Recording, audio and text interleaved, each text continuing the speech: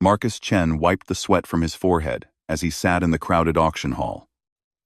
Around him, dozens of alien traders shouted and waved their appendages, bidding on old military equipment. The air smelled like oil and disappointment. Marcus was tired. He had been working as a salvage trader for 3 years now, and business was not good. Every credit mattered. Every deal counted.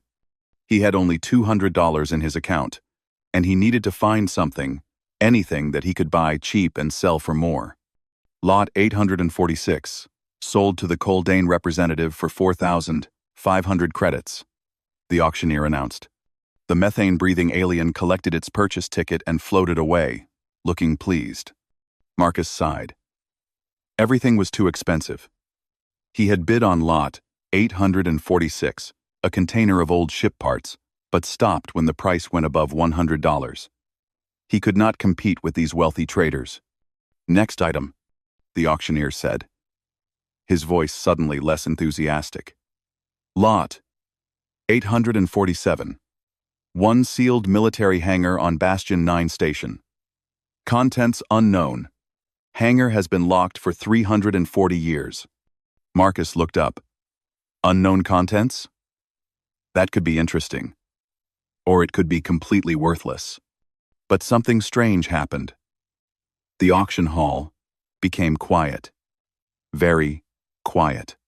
The insectoid VRIX traders, who had been clicking and chattering constantly, suddenly stopped talking.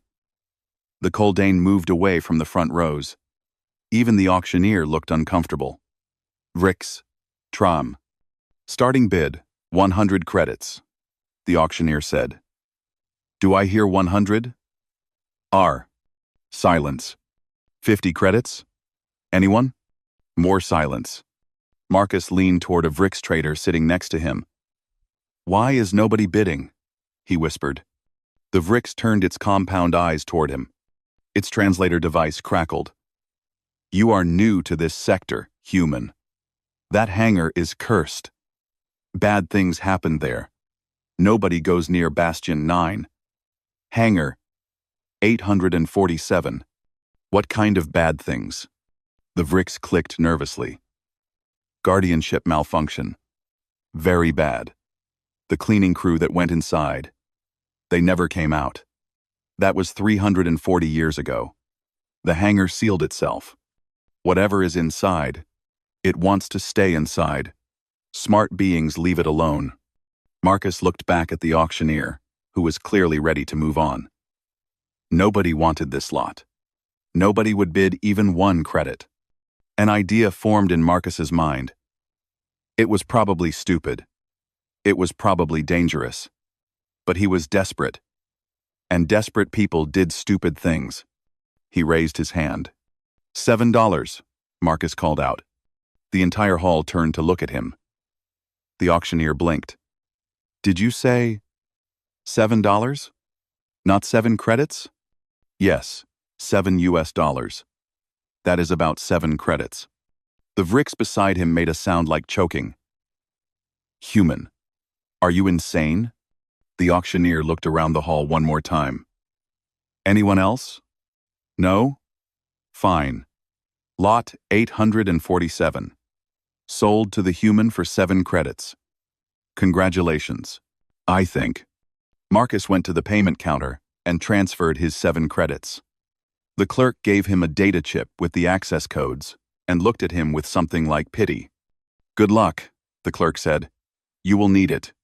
3 hours later, Marcus stood outside Hangar 847 on Bastion 9. The station was old and mostly abandoned. Parts of it had no power. The air recyclers barely worked. This section of the station was dark and cold. The hangar door was massive, 30 feet tall, and covered with warning symbols in a dozen languages. Most of them said the same thing. Keep out. Dangerous. Guardian active. Marcus checked the station records on his portable terminal. The hangar had been sealed since 2685. That was 340 years ago. The last entry in the log said, Catastrophic guardianship malfunction. Crew of 6.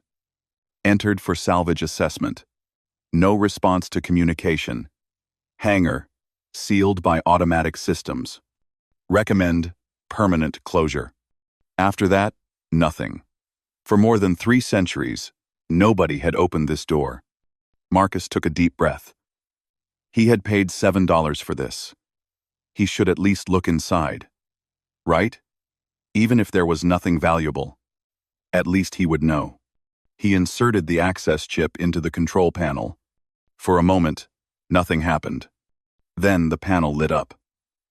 Lights he did not know existed started glowing. The warning symbols turned from red to amber. Deep inside the hangar, Marcus heard machinery waking up the sound of something enormous beginning to move. The door began to open. Slowly, inch by inch, cold air rushed out, carrying the smell of old metal and something else, something like electricity and ancient stone. The lights inside the hangar flickered on, one section at a time, revealing a space the size of a football field. And in the center, broken but still magnificent, was a warship. Not just any warship. Marcus recognized the design from history books. It was a predecessor vessel, the Eternal Sentinel. These ships were legendary.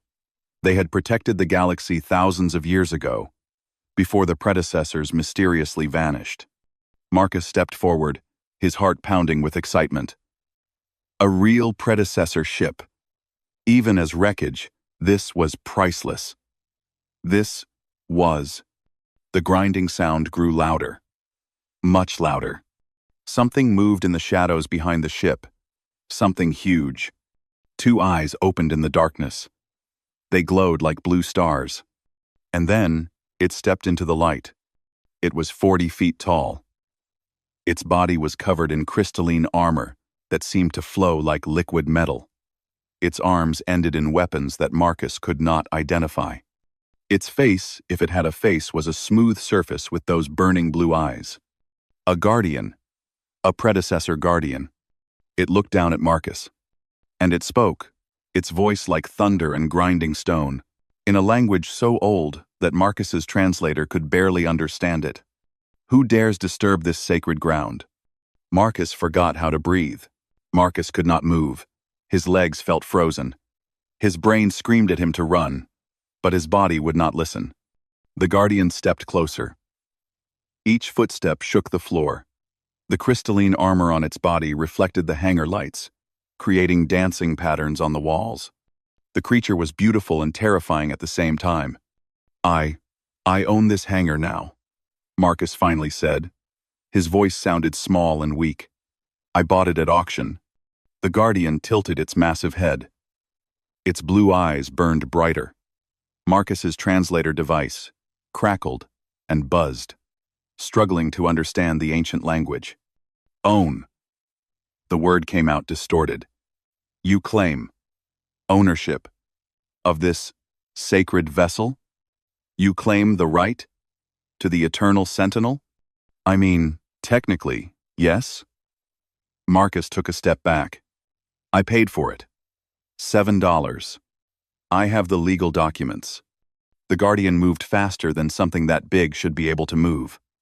Suddenly, it was right in front of Marcus, looming over him like a metal mountain. Marcus fell backward onto the cold floor.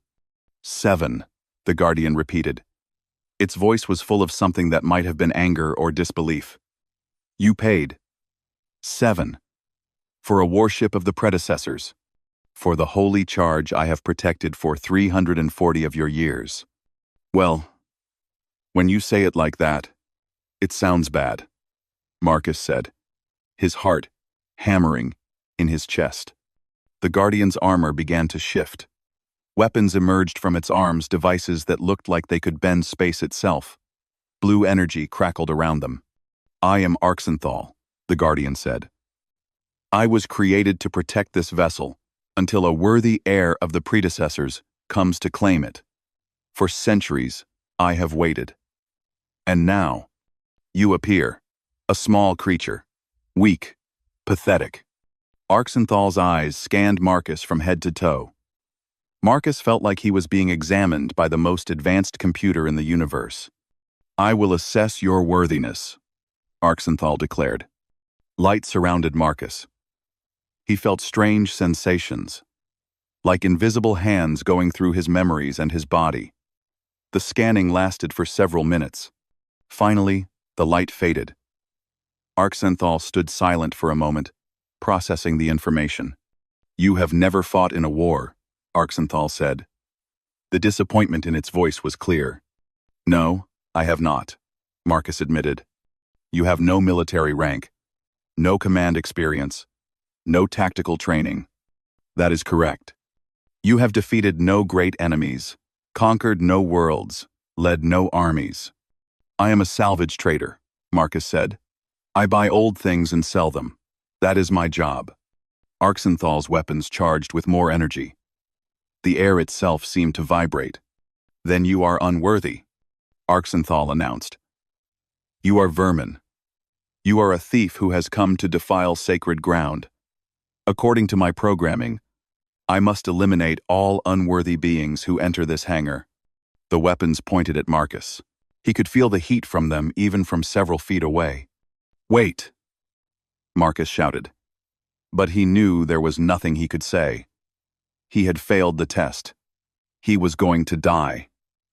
He closed his eyes and waited. But death did not come.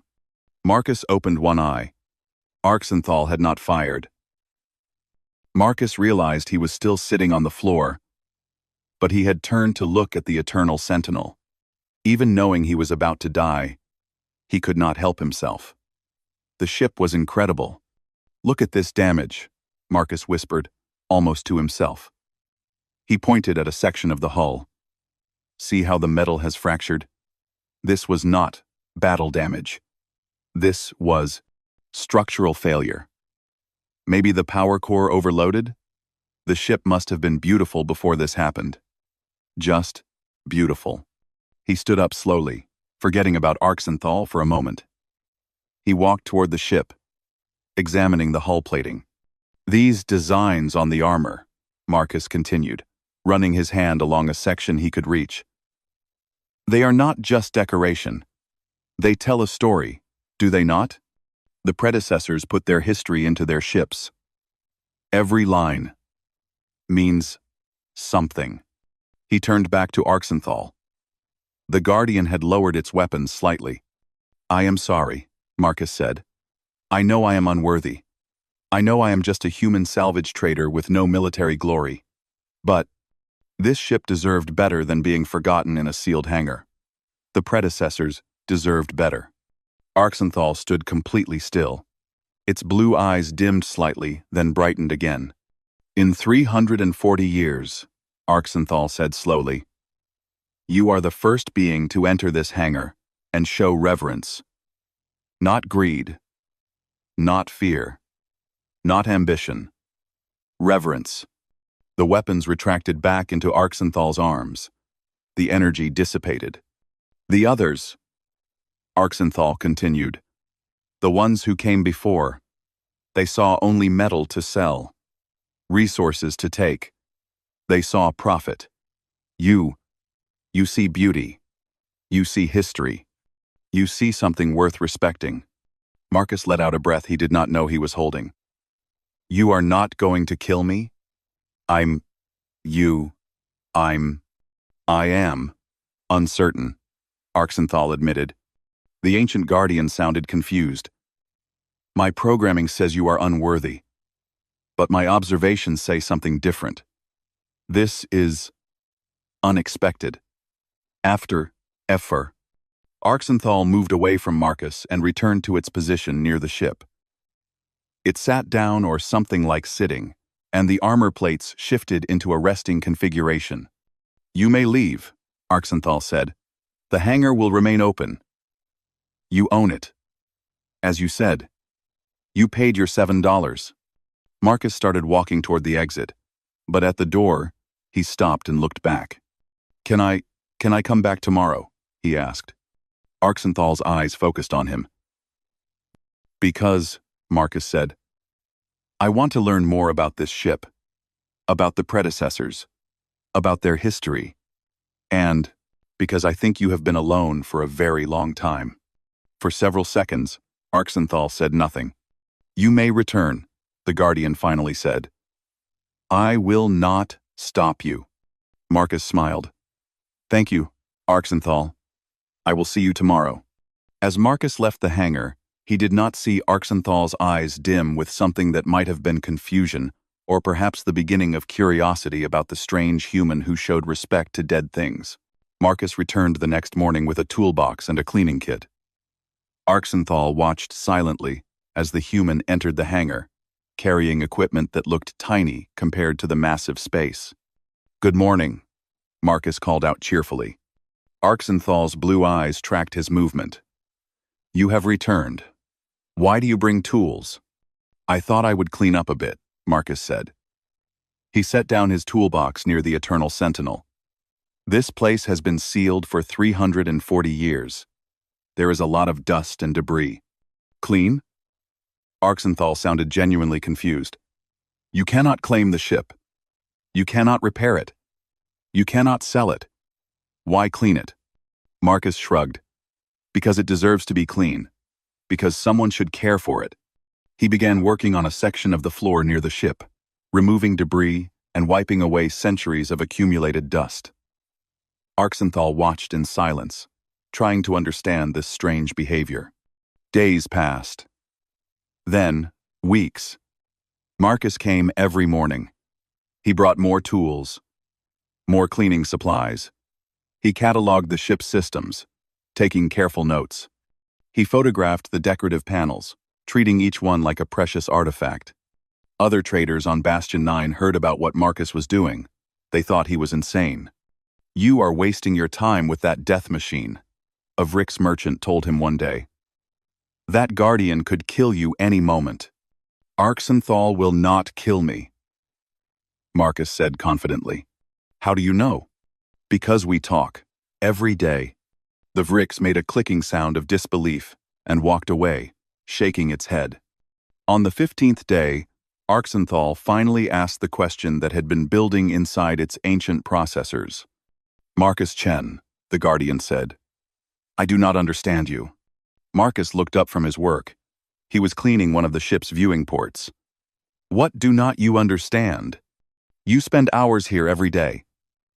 You use your resources, your time, your money, your energy, on a ship you cannot use. You show respect to the memory of beings who died thousands of years before your species learned to make fire. Why?" Marcus sat down on a crate and thought about his answer carefully. "On my home planet, Earth, we have places called museums," he began. "Buildings where we keep old things, ancient art, historical objects, bones of extinct animals. We keep these things not because they are useful, but because they connect us to the past." "The past is dead," Arxenthal said. "Only the present matters." "No," Marcus said gently. "The past is not dead. It lives in everything we are today. The predecessors built civilizations across the galaxy. They created incredible technology. They made beautiful art. If we forget them, if we let their legacy turn to dust, then they truly die, and that would be a tragedy." Arxenthal was silent for a long moment. Its armor plates shifted slightly. A sign Marcus had learned meant the Guardian was processing complex thoughts. "You honor the dead," Arxenthal said finally. "Yes. We humans believe that is important. To remember, to respect, to care for things because they deserve care, not just because we can profit from them. I was programmed to protect this vessel until a worthy heir arrives," Arxenthal said. Its voice sounded different, quieter, almost sad. "What truth? The predecessors are extinct. They died out thousands of years ago. No heir will ever come. I have been waiting for someone who will never arrive." 5. In some things. 145. 145. Marcus stood up and walked closer to the Guardian. Arxenthal was so large that Marcus barely reached its knee joint. "Then what will you do?" Marcus asked softly. I do not know, Arxenthal admitted. For the first time in my existence, I do not know my purpose. My programming says wait. My logic says waiting is meaningless. I am stuck. Marcus understood. He had felt that way before Lost. Without purpose. Unsure of what came next. Arxenthal, Marcus said, can I ask you something? In all these centuries, have you ever made a choice? A real choice? Not just following your programming? No. I do not think so. I follow protocols. I execute commands. I perform my function. Then maybe it is time to choose something for yourself, Marcus said. Not because you are programmed to do it. Not because someone ordered you. But because you want to. Want? Arxenthal's eyes flickered. I am not certain I understand that concept. I am a machine. Ander peered. Arxenthal's. Are you? You think. You feel confused. You ask questions. That sounds like more than just a machine to me. Arxenthal stood up, its full height reaching nearly 40 feet. It looked down at the Eternal Sentinel, the ship it had protected for so long. If I could choose, Arxenthal said slowly, I think I would choose to continue protecting this ship. Not because I was programmed to, but because it is beautiful. It represents something important. And you are right, letting it be forgotten would be a tragedy. Marcus smiled. Then you have made your first choice. But there is a problem. Arxenthal said. News is spreading. Other salvagers know about this hangar now. They know the Eternal Sentinel is here. Some of them are planning to come and take it by force. How do you know? I monitor communications throughout this sector. I heard their transmissions. A fleet is coming. They will arrive in 3 days. Marcus's smile faded. Can you defend the hangar? I can. I have weapons powerful enough to destroy 100 ships. But you taught me something, Marcus Chen. You taught me that destruction is not the only answer, that there might be better ways. Arxenthal's eyes dimmed thoughtfully. If I destroy that fleet, I am just following my old programming. I am just a weapon. I want to be more than that now. Marcus thought hard. 3 days. They had 3 days to figure out how to protect the Eternal Sentinel without violence. Then we will find another way, Marcus said firmly. Together. Together. Arxenthal repeated. The words seemed to mean something special to the ancient guardian. For 340 years, it had been alone. Now, for the first time, it had a partner. The human and the guardian stood side by side in the hangar, looking at the ship they both wanted to protect. Neither of them knew exactly what they would do when the fleet arrived. But they knew they would face it together. The fleet arrived exactly when Arxenthal predicted. 12 ships dropped out of hyperspace near Bastion 9. They were scavenger vessels, ugly, patched-together ships designed for one thing, taking apart valuable salvage and selling it. Marcus stood in the hangar, watching the communications display. His hands were shaking slightly, but he tried to stay calm. They are hailing us, Arxenthal said. The Guardian stood beside the Eternal Sentinel, its armor gleaming in the hangar lights. Put them through, Marcus said. A holographic image appeared. It showed a Vrix, a large insectoid alien with sharp mandibles and cold, calculating eyes. This was Skitterclaw, the fleet leader. Marcus had heard of him. Skitterclaw was ruthless and wealthy, and he always got what he wanted. Human, Skitterclaw said, his translator making his clicks into words. I am here for the predecessor ship. You will surrender it immediately, or my fleet will take it by force. You have 1 hour to evacuate the hangar. I cannot do that, Marcus said, trying to keep his voice steady. This ship is historically important. It should be preserved, not cut apart for scrap metal. Skitterclaw's mandibles clicked in what might have been laughter. History does not pay bills, human. That ship is worth billions. Every piece of predecessor technology is priceless. You are one person with no weapons. I have 12 ships and enough firepower to level this entire station. Be smart. Walk away. No, Marcus said, simply. The Vrix leaned closer to his camera. Then, you will die. Your choice. The hologram disappeared. Marcus looked up at Arxenthal. Well, that went badly. I can destroy his fleet, Arxenthal said. My weapons are far superior to anything they possess. Say the word, and I will eliminate them. Marcus shook his head. No. That is exactly what we do not want to do. If we destroy them, others will just come. More and more scavengers, bringing bigger weapons, until someone eventually gets through. We need a different solution. We need a different solution. Then what do you propose? Marcus thought for a moment. Then, an idea came to him. Crazy. Risky. But possibly brilliant. We tell everyone, Marcus said. Not just the scavengers. Everyone. We broadcast what we have here. We tell the whole galaxy about the Eternal Sentinel and what it represents. I do not understand. That will bring more people. Exactly. But not just scavengers. Historians, scientists, people who actually care about preserving history. If enough people know about this ship, if enough people care about protecting it, then Skitterclaw cannot just take it. Arxenthal processed this. You want to use information as a weapon. Not a weapon. A shield. A shield made of witnesses. Interesting, Arxenthal said. This is very different from my usual strategies. But I will help you. Together, they worked quickly. Marcus recorded a message explaining what the Eternal Sentinel was, showing footage of the ship and its beautiful decorative panels. He talked about predecessor culture, their art, their history.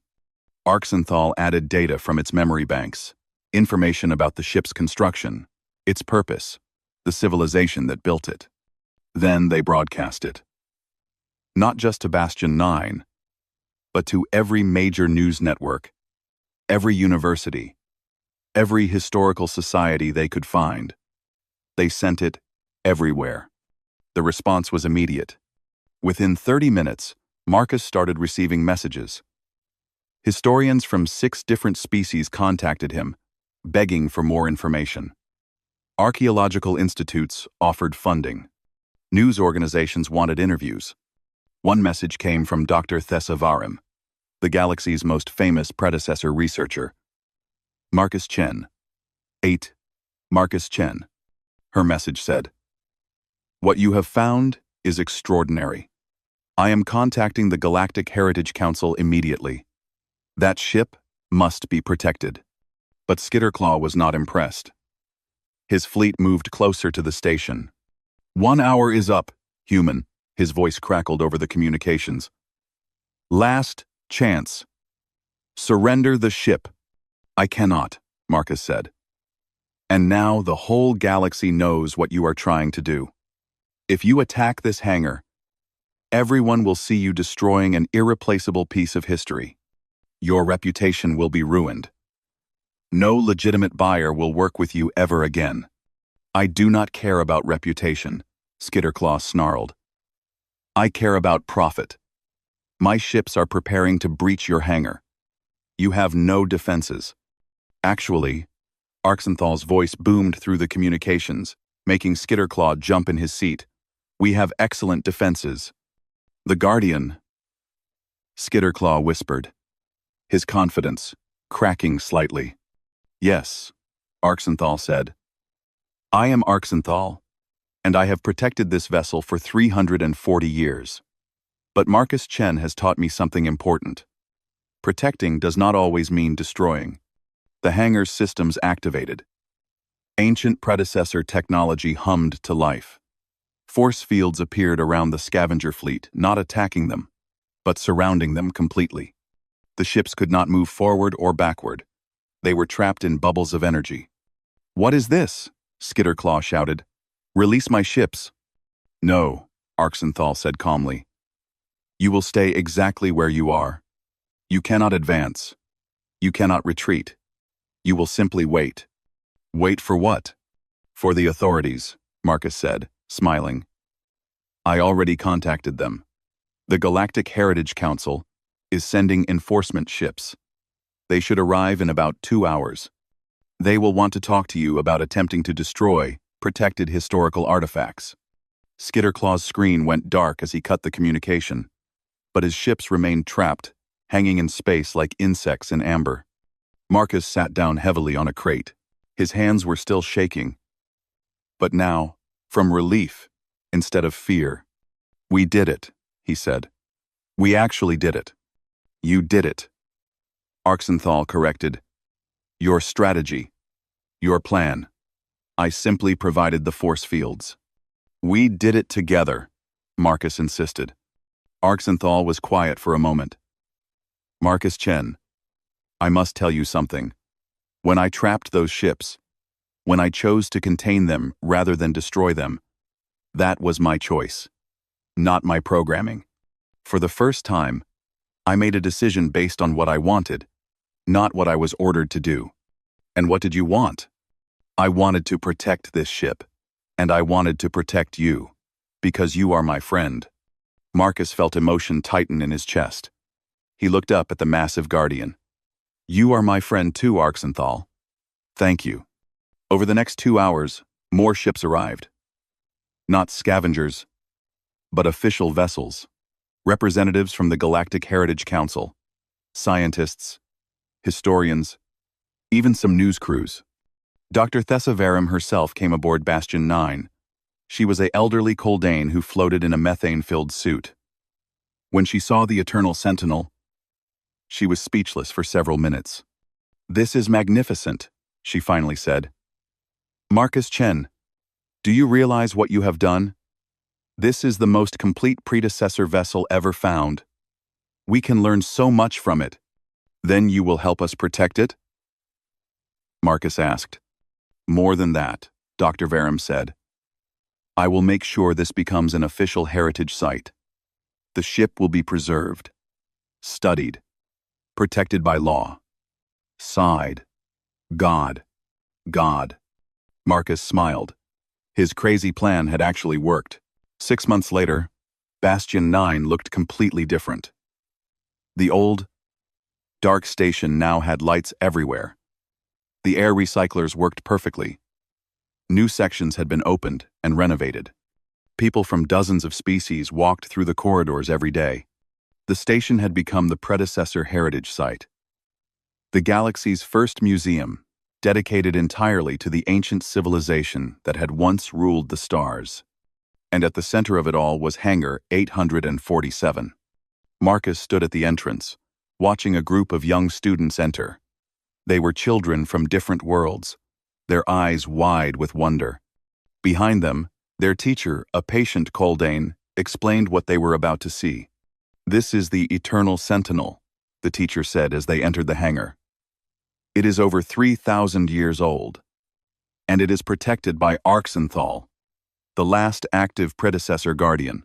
The children gasped when they saw Arxenthal. The massive guardian sat beside the ship, looking less terrifying than before. Its armor had been cleaned and polished. Its blue eyes glowed gently, not with threat, but with something that looked almost like kindness. Do not be afraid, Arxenthal said, its voice much softer than it used to be. Welcome to the Eternal Sentinel. Today I will tell you about the people who built this ship and the civilization they created. Marcus watched as Arxenthal began the tour. The Guardian was a natural teacher. It shared stories from its vast memory banks, not just facts about weapons and battles, but stories about predecessor, art, music, philosophy, and culture. Things it had never considered important during its centuries as a weapon. One small child, a human girl maybe 7 years old, raised her hand. Mr. Arxenthal, were you lonely when you were here by yourself for so long? Arxenthal's eyes dimmed slightly, then brightened again. Yes, small human, I was very lonely, But I did not understand that I was lonely until Marcus Chen taught me what friendship means. The girl smiled and went back to looking at the ship. After the tour ended and the students left, Marcus walked over to Arxenthal. "You are getting better at this," Marcus said. "The children loved your stories." "I enjoy teaching," Arxenthal admitted. "I spent thousands of years as a weapon. Now I am something more.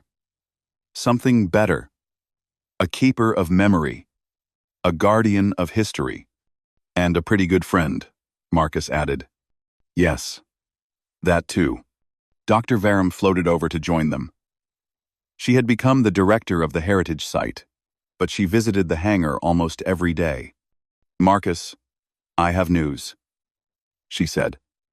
"The council approved funding for 5 more years. We will have enough money to expand the museum, hire more staff, and continue preservation work." "That is wonderful," Marcus said. "There is more," Dr. Varum continued.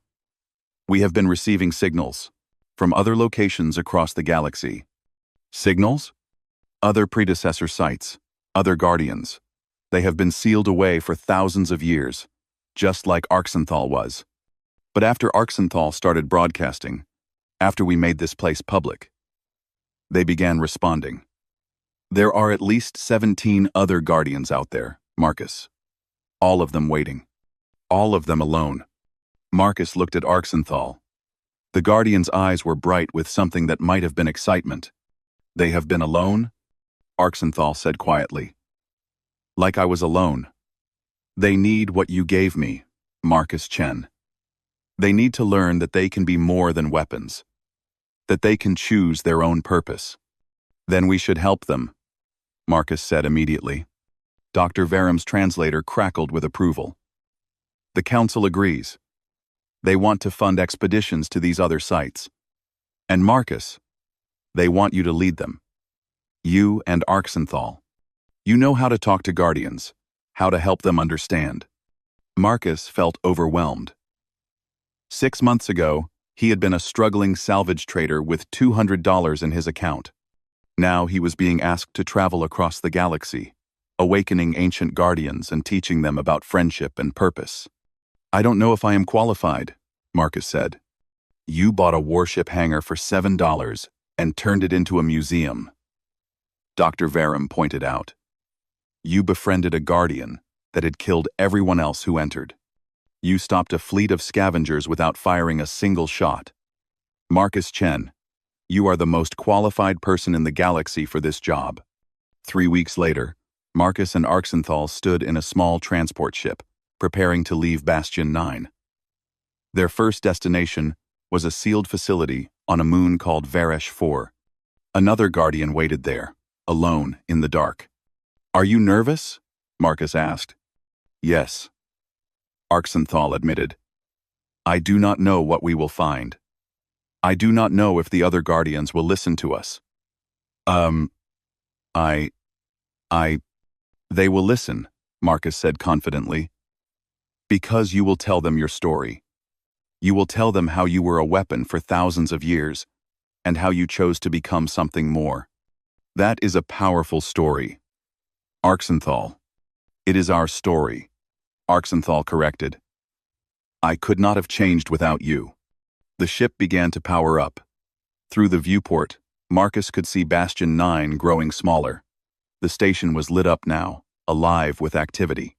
The Eternal Sentinel stood in its hangar, no longer forgotten, no longer alone. "You know," Marcus said, "people keep asking me about my best investment. They want to know my secret to success." "What do you tell them?" "I tell them I once spent $7 on a broken warship and made a friend who changed my life. Best investment I ever made." Arxenthal's armor plates shifted in the pattern Marcus had learned, meant happiness. $7. Such a small amount, yet it bought so much. "It didn't buy anything, really," Marcus said. "You were never for sale, Arxenthal. That $7 just gave me permission to walk through a door. What happened after that was about respect, patience, and friendship. Those things don't cost money." The ship jumped into hyperspace, stars streaking past the viewport. Ahead of them lay 17 other guardians, all waiting to learn what Marcus had taught Arxenthal, that they could choose their own destiny. Behind them, the predecessor heritage site continued to grow, welcoming thousands of visitors who came to learn about the ancient civilization and the human who had bought its guardian for the price of a cheap meal. Marcus Chen smiled as he watched the stars. 6 months ago, he had been desperate and broke. Now, he had purpose. He had a mission. And most importantly, he had a friend who was 40 feet tall and made of crystalline armor. It had been a very good $7.